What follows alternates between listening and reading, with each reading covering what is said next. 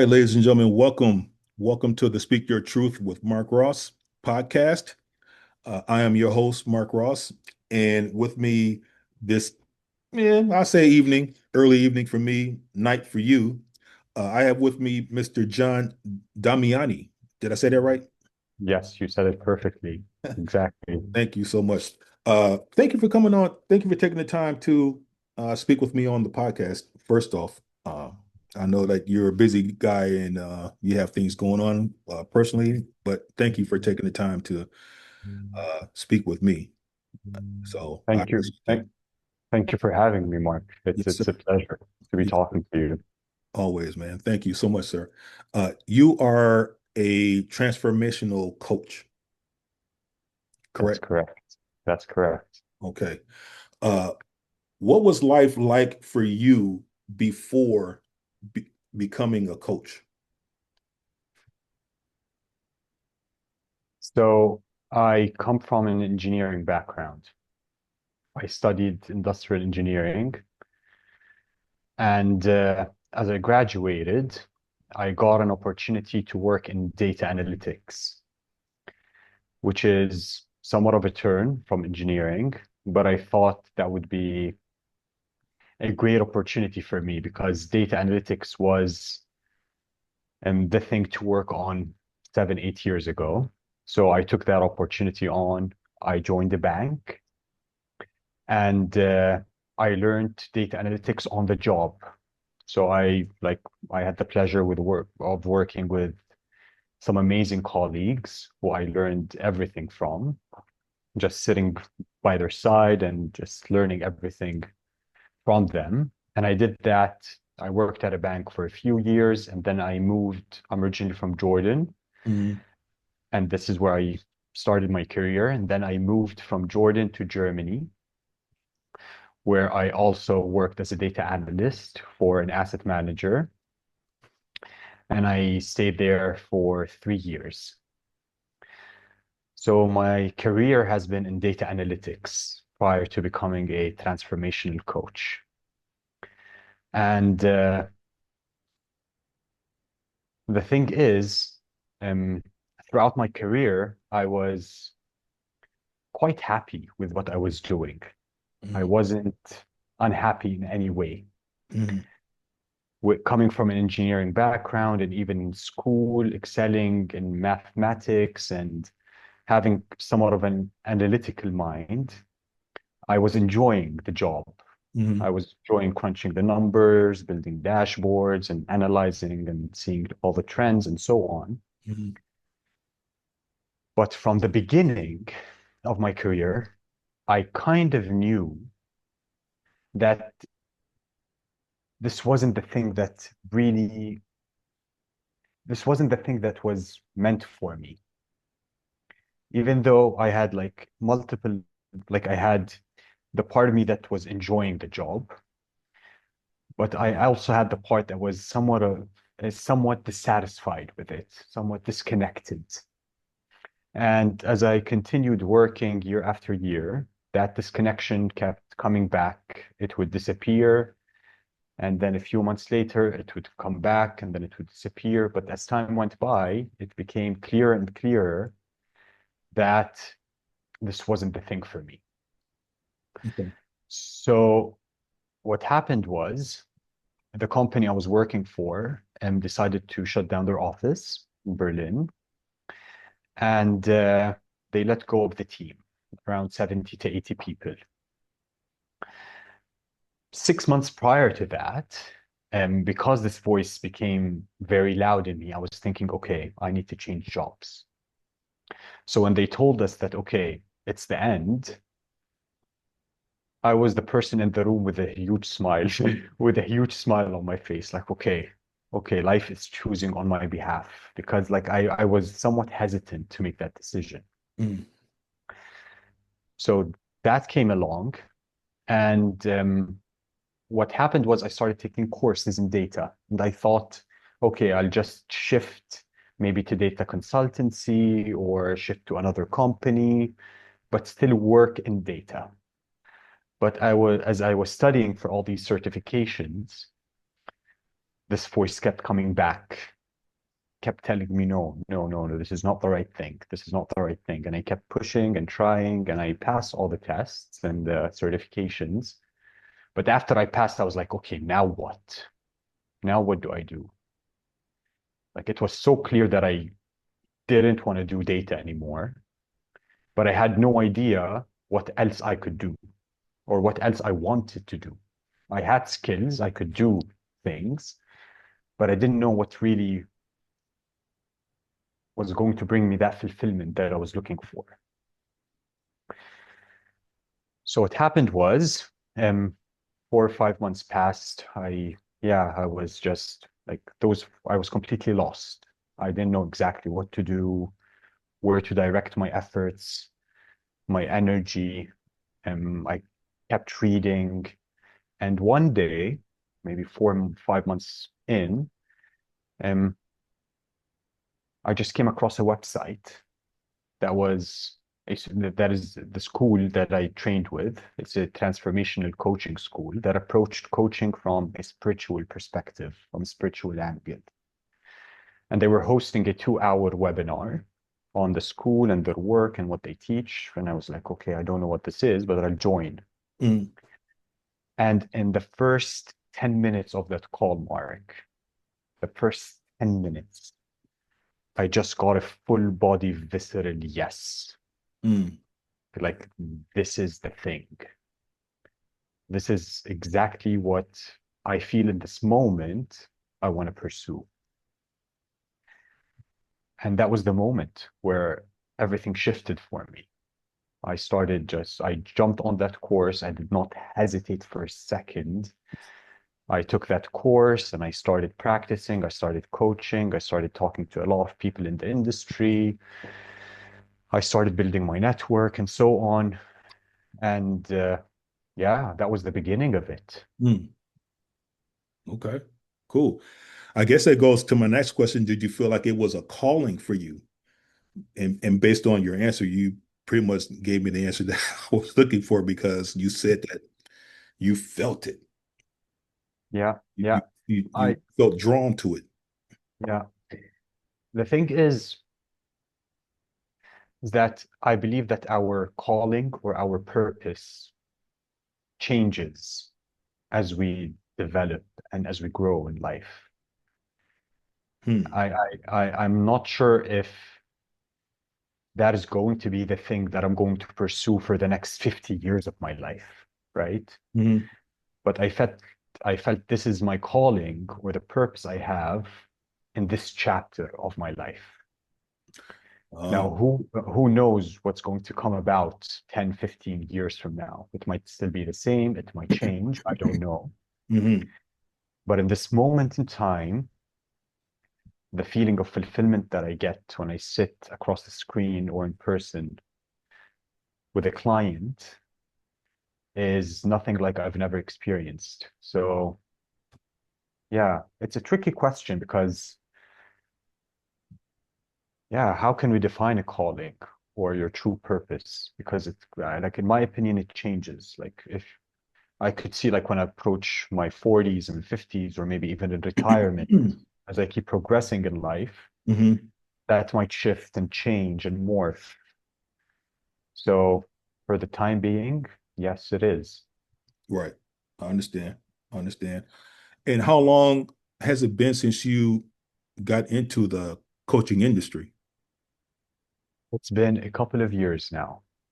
Okay. Okay. It's been a couple of years since that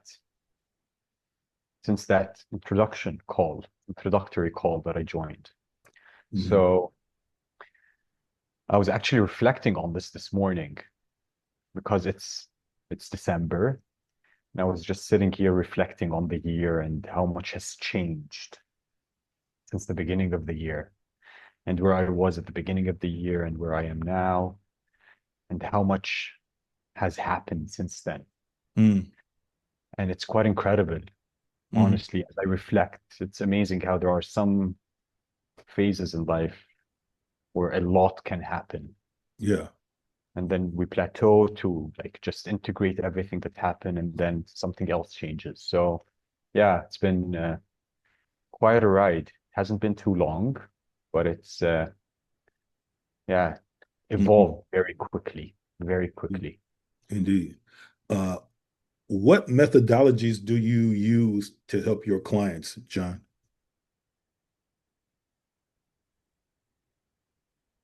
So the approach is primarily when I sit in front of a person, Mhm. primarily what I'm trying to listen for is identity related beliefs, subconscious beliefs.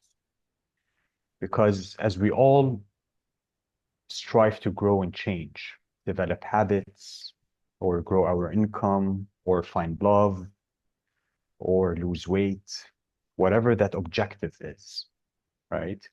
How we usually go about change is that our immediate reaction is to jump to action, right? Like we get an idea, I want to lose, let's say, 10 pounds. And the first thing that comes to mind is we get on a diet, we start working out, or whatever, right? It's all in the realm of action.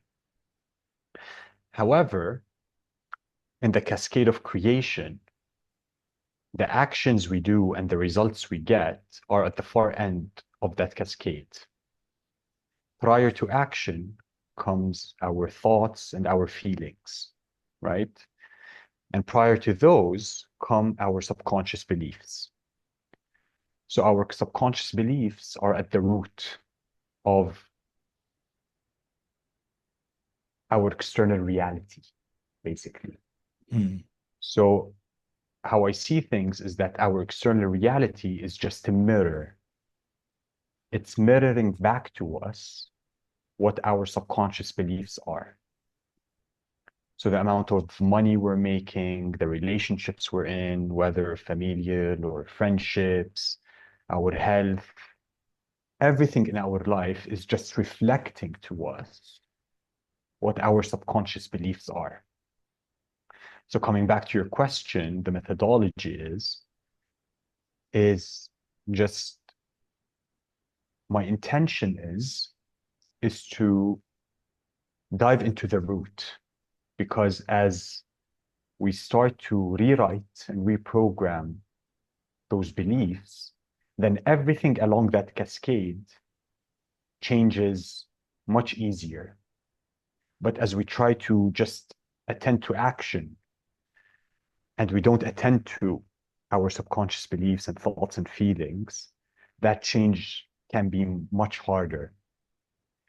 Or it can be unsustainable. Like we can push ourselves. It's like coming from a forceful energy. We force ourselves to do things. And the reason we're forcing things because we're just bumping into those subconscious limitations, those mental prisons that we have. Mhm. So this is what I listen for. And what I also have realized on my path is the importance of compassion and kindness and self-love, right? We are all our biggest critics and biggest Yeah, bullies. yeah, And yeah. the way we talk to ourselves is arguably one of the biggest stressors in our life, right? Like we have a lot of stress and we usually blame the world for our stress, and the world contributes to our stress, right? But the way we talk to ourselves constantly, multiple times an hour, if not multiple times a minute, is not very nice. At least the default setting is not very nice. So cultivating compassion, cultivating self-love, cultivating kindness within ourselves is another thing. And developing emotional fluidity as well, which is knowing how to feel emotions fully, embracing any kind of emotion that comes up. Because our immediate reaction, our immediate response as we feel challenging emotions, whether it's sadness, grief, anger, frustration, whatever that emotion is, we try to push it away. We try to run away from it. We try to ignore it or suppress it. However, that act of suppression keeps it there. Just it stores it in the body. And it keeps coming back over and over and over again until we learn how to feel it and to allow it and to feel it fully. And once we do that, that emotion can complete its cycle and passes through us. But the more we suppress that anger or that fear, it will constantly keep coming up. Mm. And finally, it's also cultivating mindfulness as well through meditation, through journaling. Um, uh,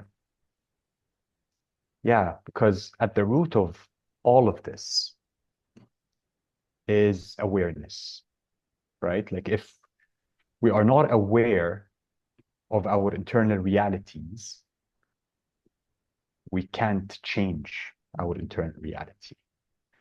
So cultivating mindfulness and starting to notice and observe and being aware of the inner conversations that are going on Mm. is the foundation of this work.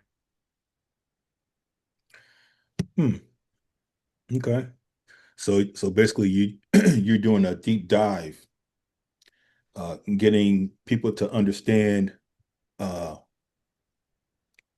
uh uh about themselves, uh the things that make them tick, uh the things that don't make them tick, or you know, uh learning uh learning ways to discover themselves and improve upon that. Yeah, yeah, absolutely. And just piggybacking on what you said, the thing that make us tick, that those triggers are the key, basically. This is how I see they're gifts. Because once we get triggered, once we notice that we're getting triggered, it means that there is something that needs attention within us, something that needs attending to.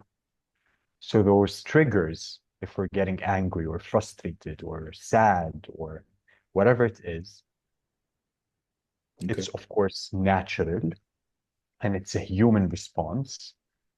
And it's very important to hold ourselves in compassion when that arises.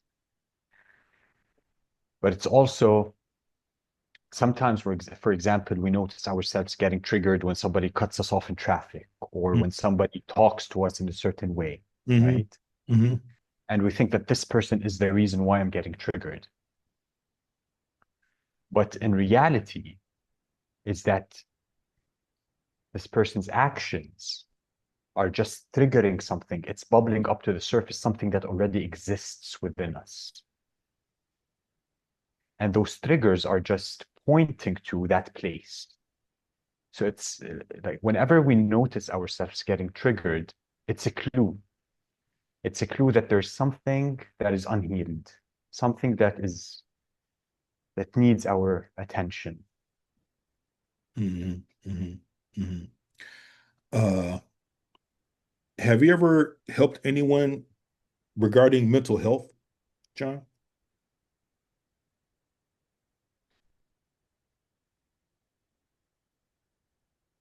I would like to believe it's all in the world of mental health, all of it. Like regarding what I'm not sure Like what let's say if a person is depressed or having uh one of those downward spirals, you know, yeah. I don't know, uh dealing I guess having difficulties navigating their state of mind. Yeah, yeah, absolutely. Now, it's very important for me to mention that coaching and what I do is not a substitute to therapy or getting professional help from a doctor. Okay. Right? Okay. If somebody needs medication or they need therapy, it's important for them to get that, right? However, of course, like I've worked with people who have endured depression, and sometimes for extended periods of time.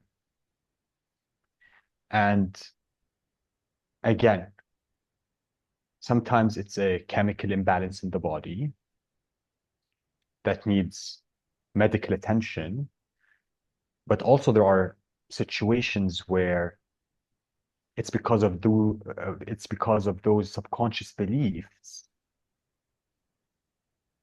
give rise to depression and give rise to these heavy emotions, right? Hmm. So I can give an example. So let's say a person believes that there is something wrong with me, like I'm faulty, I'm defected, I'm half of a human, let's say, okay? And they've internalized that belief. They've internalized that belief. And of course, it got developed as a protection mechanism when they were young, right? Now, you can imagine living with that belief for 30 to 40 years, believing that constantly, every morning, waking up subconsciously believing it's not a thought, right? Like it's not a conscious thought. But deep down, this person believes that there's something wrong with me, I'm defected, I'm faulty. You can imagine that their emotional state is not going to be a person who is happy, joyful, and vital, right? So Hmm. this is another example how our subconscious beliefs also have a lot, like they are the the foundations of our experience in life, how we experience ourselves and how we experience life in general. Okay. Okay. Um, when when I looked at your bio, John, you mentioned this phrase, and I want to bring this to your attention. You said Mm. life presents us with people and circumstances to reveal where we're not free. Mhm. Can you break that down for me? Mhm. I thought that was very it's it's a beautiful statement, but I want you to break that down and give some clarity to that. Mhm. And I would first like to mention that it's not my quote. It's a quote from another coach that I admire a lot. His name is Peter Crone. Okay. He's a mentor of mine. And it basically points to the same thing I was mentioning, which is our triggers, right? And our triggers are pointing to where we're not free. So whenever we notice that we're getting triggered, either by a circumstance or either by another person, it's an indication that there is something within us that needs to be healed, that needs to be attended to, right?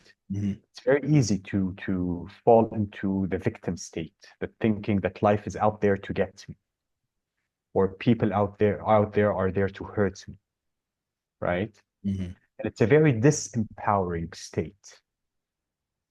It's a very disempowered state to be in. It gives us no agency, no control. But the truth is, it's like it's the furthest thing from the truth actually, because I'll give an example. You might have two people, and you might have two different people, and their bosses might come, both of them, and like like their boss tells them that, yeah, you're a failure. Okay.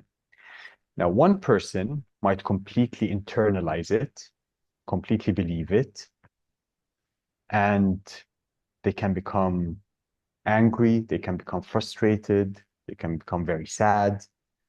The other person might take it that, okay, thank you for your opinion. I I thank you for sharing that, but that doesn't really resonate with me, right? Like both of them got told the same thing. Mm. But the reason one person got triggered and the other person did not is because of their internal beliefs, right? So it's the same circumstance, but completely different reactions. And the reason is because of our internal subconscious beliefs. So whenever we notice ourselves getting triggered, getting sad or angry or frustrated or whatever that challenging emotion is, we can know that, yeah, there's something there. There's something there that either I'm believing about myself, I already feel like I'm a failure, and this person pointed towards that, so it just came up for me, or whatever the situation is. Mm, mm. Okay. Uh, here's a question that just came to mind. Uh, when you started your journey as a coach, you said that you used your parents and your friends as those were your first uh clients, so to speak, right? How was that process for them? So, yeah. So I haven't coached my parents, even though sometimes in conversation that side comes out and I can like just ask questions and so on from that Yeah. perspective, from Okay. that angle. Um, uh, but the people I started coaching at the beginning were my peers in the course, right? These were the first people I was coaching. Okay. I coached friends over time, and yeah, it's beautiful to coach friends, even though like the container that we're sitting in needs to be very clear that whatever is discussed here stays within the conversation, that we will not discuss what we talk about if we're sitting with other friends at dinner or whatever. Like it is kind of a sacred container that we're creating, right? Like you're going to open up. I'm going to trust. We're going to be honest with each other with whatever comes up. And we need to know that if we see each other outside of the setting, that our conversation is not going to have an influence on our, yeah, friendship and our life together outside of this container. So I had some beautiful conversations with friends actually, and I enjoyed it thoroughly, honestly. And I actually think it brought us closer as friends because Mm, of that. okay. Cool. Cool. Uh, what is the end game? What does that look like for coaches? You Could you know, elaborate for me? Yeah. say what? Could you elaborate on that for Yeah, me? yeah, like I mean, not necessarily for you, well, not for you, but I guess for the client or clients. It's like where what's when I guess where will be the point where you can say mission accomplished? Uh um where you feel like you don't have to do anything else. You've done your portion of the work and they did theirs. I mean, what does that look like? You know, I guess that's the best way I could. Yeah, What does that look like when you did your work as the coach and they did their work as a yeah, client, and you yeah, guys meet together and boom, you know. yeah. So I'll first start by saying this. 90% of the work, if not 95% of the work, is done by the client, Mm, mm, mm, right? mm-hmm, I am like, and I do my best to make that clear mm-hmm, that I work with.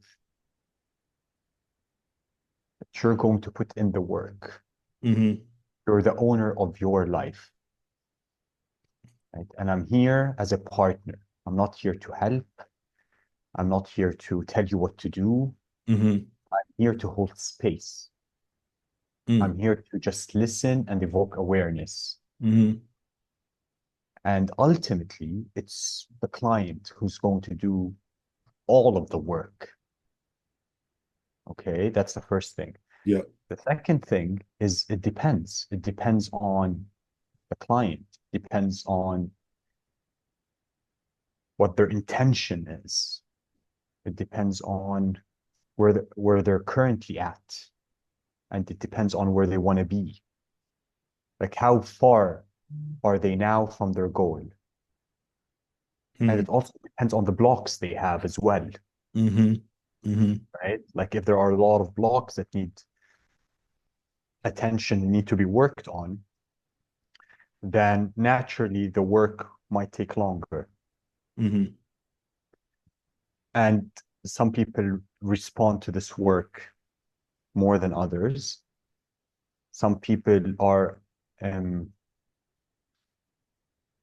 because as we start diving within ourselves, a lot of resistance, of course, comes up because we're afraid of becoming aware of things that are uncomfortable, first of all. A part of our mind as well, like we have protectors in there because we have like parts of our personality that are there to protect us from reaching that parts, reaching the parts that are hurt, Mm-hmm. reaching the parts that have been exiled over time, have been suppressed, have been neglected in childhood, have been traumatized. So there are parts of us that make sure that that part that is hurt stays safe, stays contained. So it depends on the person, right? Like if those protectors are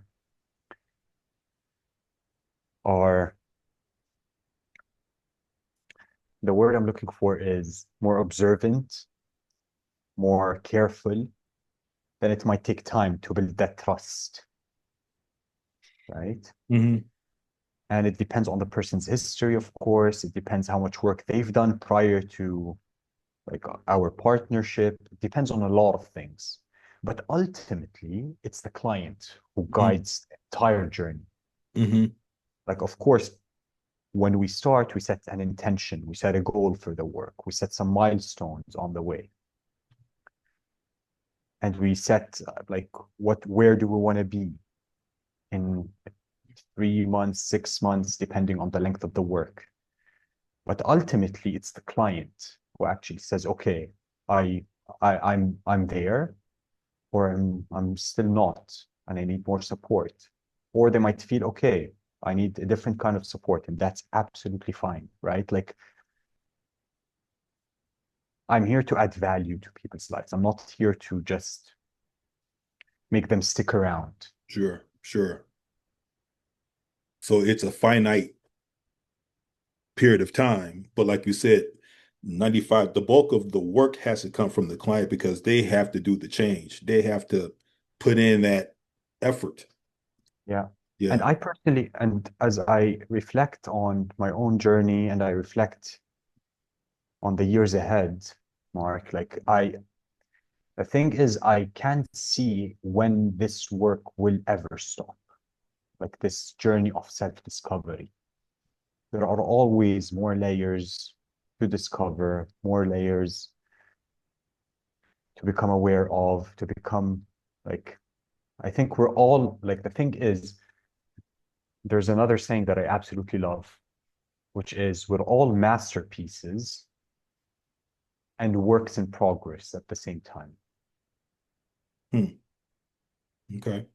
Okay. Because all of us think that we're faulty in a way, and we're all striving to become whole again. Like this is the chase we're all after, like becoming whole, right? There is something wrong with me. I'm not good enough in a way, and I'm trying to fix it, Mm-hmm. right? Mm-hmm. Which is also not true. Like the fact that we feel this way doesn't make it a reality that we're faulty. It's our mind that makes us think that we're faulty. So Mm-hmm. we're all perfect just the way we are, but that doesn't mean that we don't put in the work to grow. Hence, we're all masterpieces and works in progress. That makes me think, why are people why do people don't believe that? Because you have some people that's, you know, negative Nancy's, they have all this doubt. I mean, where does that come from? Because you're right. People need to embrace who they are, but I don't see that in today's society in some forms of fashions, because if that was the case, you wouldn't have a lot of, people taking their lives because they felt inadequate. You wouldn't see a lot of women out here getting BBLs and all kinds of unnecessary surgeries to make themselves look a certain type of way. And you wouldn't have guys, you know, wanting to change genders, I guess. I don't know. It's just a lot of I mean, I get what you're saying, and I agree, but many people out there don't, because of their outward actions and the things that they do to make themselves feel good outwardly, Mhm. but they need to do the work inwardly. Mhm. The And thing is, Mark, yeah, the thing is that what we're all ultimately looking for, in a way, is to be loved. yeah, yeah. And it's so innocent in its nature. It's so childlike in its nature, and it's so beautiful. Hmm. And unfortunately, in today's society, women are just valued for their looks, for their appearance, for their sexuality, for all of that. And men are valued for their performance, for the results, for the car they're driving, for the money they're making, right? Hmm. And this is the world we live in, right? Now, if we go back, it kind of stems from our childhood. It's because when you go back home with a C, you don't get the same reaction from your parents when you as when you come home with an A, right? Hmm. When you come home with an A, you immediately get you're such a good boy, you're such a good girl, you're so smart, and so on. You get the love, right? You get loved. Hmm.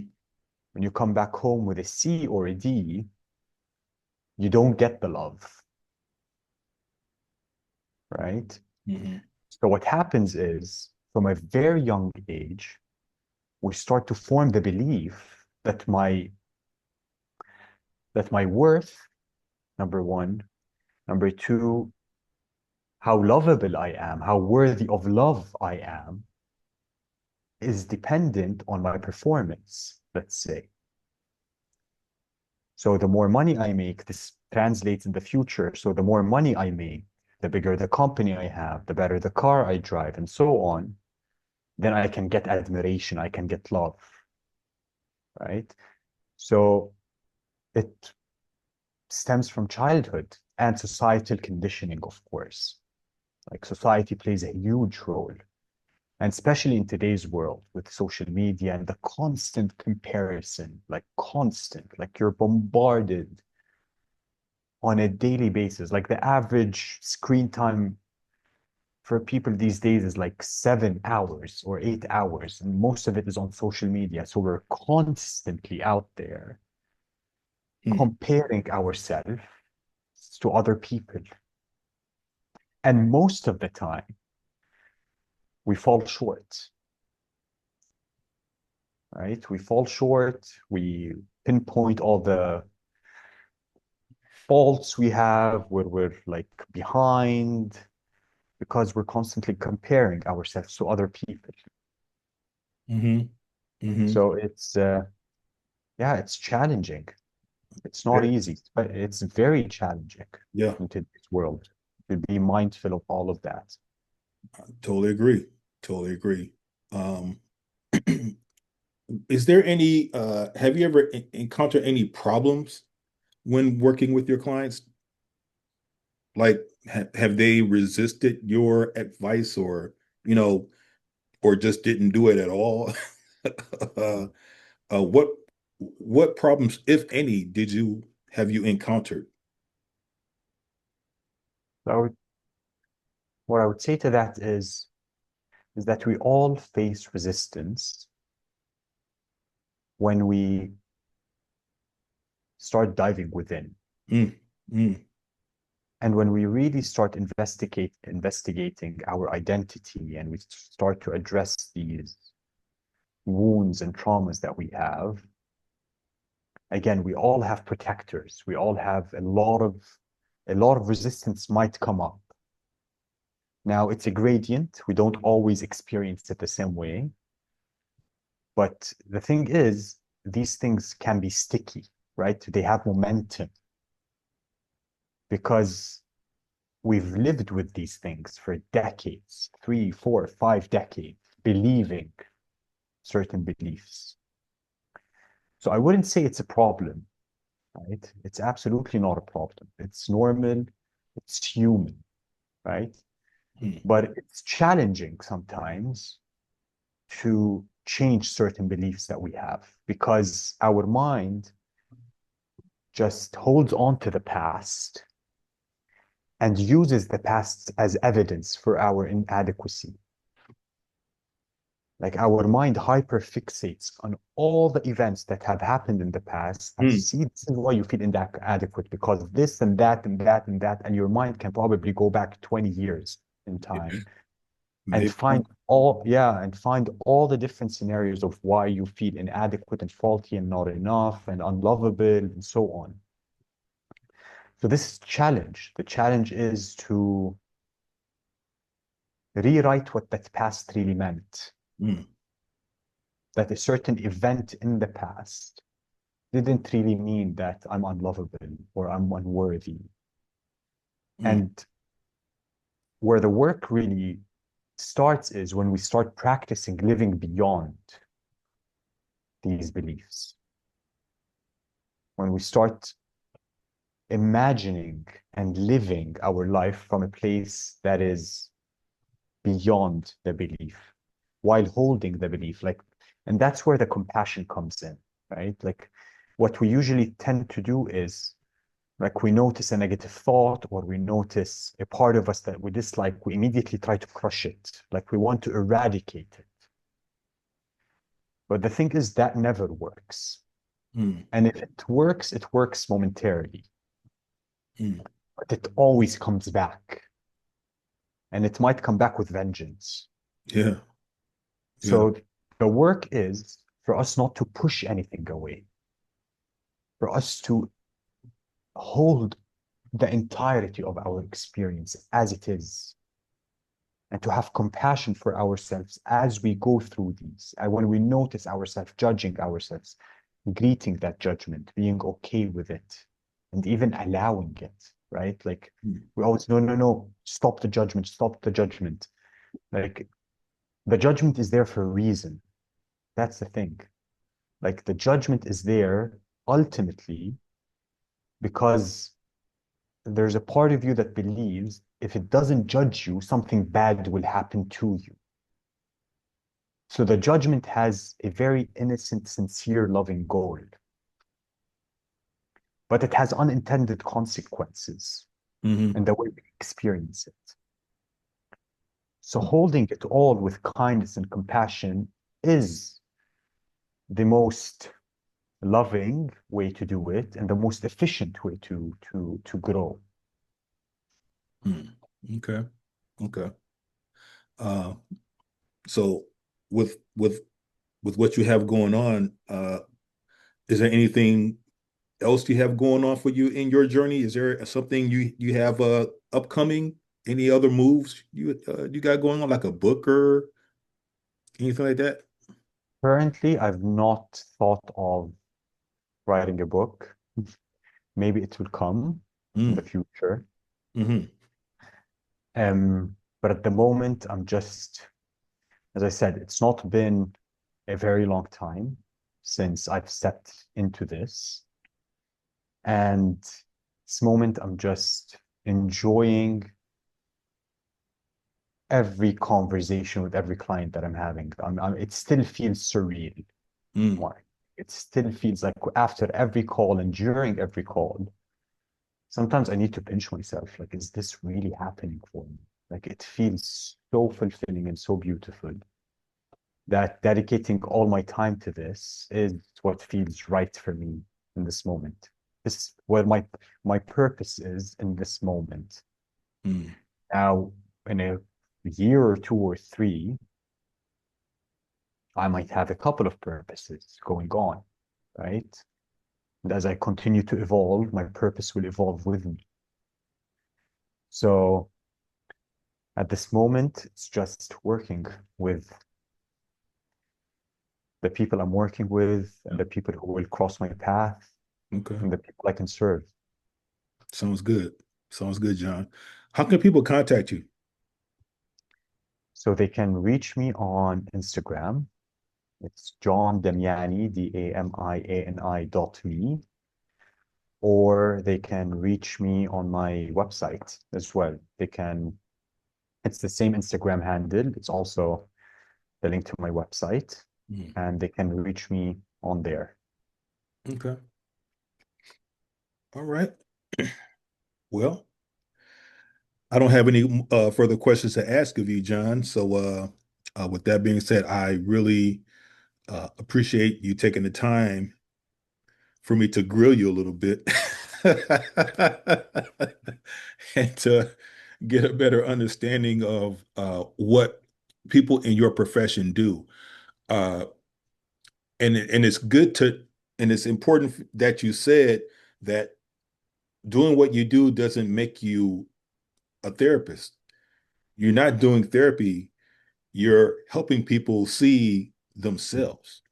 Yeah, Essentially, that's what you're doing. You're helping people see them for who they are and yeah, writing down the do's and the don'ts of blah who that person is so they can do the work to work on you know the things that they need to work on. So yeah, beautiful. yeah. So Thank you, Mark. Thank you for having me. It was yeah. I enjoyed the conversation thoroughly. I, Thank you for all the questions. yeah, you're welcome. And I enjoyed this conversation as well. Um, and it shed some light for me as to the depth of what it is you do, and it made it make more sense. Well, So I'm glad. I'm glad. thank you for that. Thank you for that. Uh, I hope that your journey continues to go well. I Thank you. do, and Thank I would like for us to stay in touch. Um, you have my contact information. I have yours. So, uh, Absolutely. you know, Absolutely. let's keep me in the I'd loop of like, what you're doing. yeah, I'd like to mention one more thing, Yes, sir. which is any person who is interested in just exploring what that could look like for them. I offer one complimentary session Mm, for the person to experience it firsthand and to see if it feels right, if it feels powerful, aligned, and if they could benefit from the work themselves. So, yeah, any person who might be interested, they could also book the session, the complimentary session on my website too. okay. Sounds good. Sounds good. Well, ladies and gentlemen, this has been another episode of the Speak Your Truth with Mark Ross podcast. As I always say, and what I will continue to say is, it's okay to not be okay. Just do something about it. John, thank you. Thank you So so much, welcome. sir, for taking the time to come on the show and give me your wisdom. It's very well appreciated. Thank you, Mark. Thank you. Thank you, man. And you take it easy.